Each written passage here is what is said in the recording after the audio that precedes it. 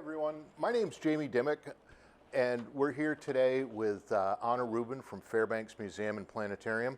Anna, welcome. Thank you, Jamie. It's great to be here. You've got a really interesting, exciting event coming up Saturday, the 28th, at the museum. What's going on?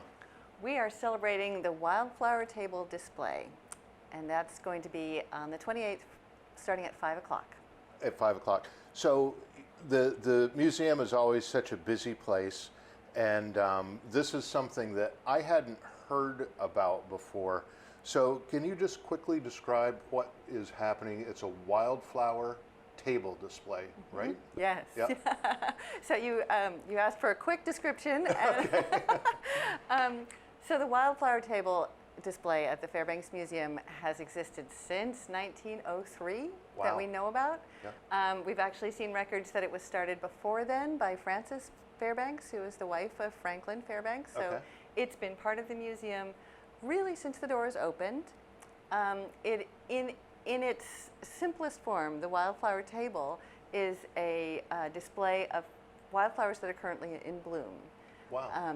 But what people don't know, and what you may not have heard, is that since the beginning, people have kept records of the first bloom date. So every time a wildflower has shown up in our area and started to bloom, people wrote it down. Since 1903 or so. That's right. Yeah, wow.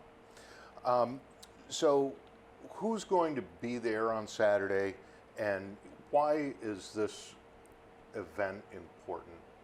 So the event celebrates the next level of this display, which is that in the background, all of these records have been written out by hand in beautiful script in lovely leather-bound ledgers, but they've all been they've been kept in books, and we've spent the last several years digitizing all of this data. I see. And then most recently, we've been working with a team of academics to analyze the data, the first bloom data, and also compare it with weather data, which we also have dating back over 100 years at the Fairbanks Museum. Wow. So putting those two things together, the weather data and the first bloom dates, we're starting to see patterns about how shifting climate might affect plants and their growth. And that's what we're that's what we're going to reveal on the 28th. It's going to be a bit of a mashup with history, and there's definitely some heritage in there with the museum, but also that natural science thing that you guys are so awesome at.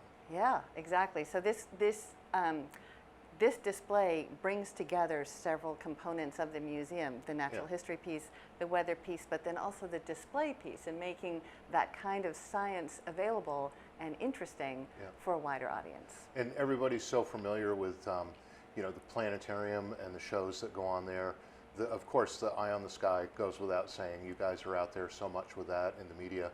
But there's so many unique and special events that are happening all the time at Fairbanks Museum. So the history of this and the data is so special. Who is going to be interested in going to an event like this? Is it going to be like super nerdy and sciencey? Is this for professionals only, or is it anybody?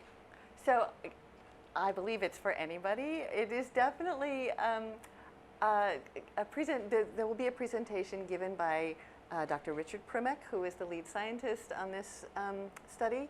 He's at Boston University, and he's a fascinating expert on what we have come to call mismatches, which is when climate change brings about something in the ecology, especially in plants, that might affect things like when insects hatch and when bird migration happens. Bird migration, sure. So there's a potential for the plant bloom date to have a much wider effect. And Dr. Primek is the expert, the nation's one of the leading authorities on this subject.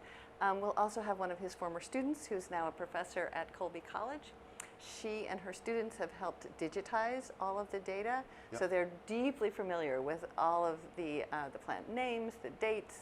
Is that Amanda Gallant? Yes, Amanda Gallant. Yep. And she's one of the also an extraordinary data analyst. both of these people are real experts also at explaining what they do and making it accessible. So I would say it is not so much an academic project as one, it's kind of an awareness project. It's helping people understand this kind of abstract notion of climate change and some very real world impacts. So if flowers are blooming earlier, then there's potential for insects to hatch earlier, and for birds who are coming to feed on those insects, you know, maybe they're arriving a little bit later. We don't know. We're just starting to analyze the information. That's so cool. So June 28th from 5 to 7 p.m., visit the wildflower table display. The professors that'll be there are Richard Primack, Boston University, and Amanda Galan of Colby College. And they're going to present their analysis of the first bloom and bird migration data collected at Fairbanks Museum. Again, that's June 28th at 5 p.m. Anna, thank you. Thanks so much, Jamie.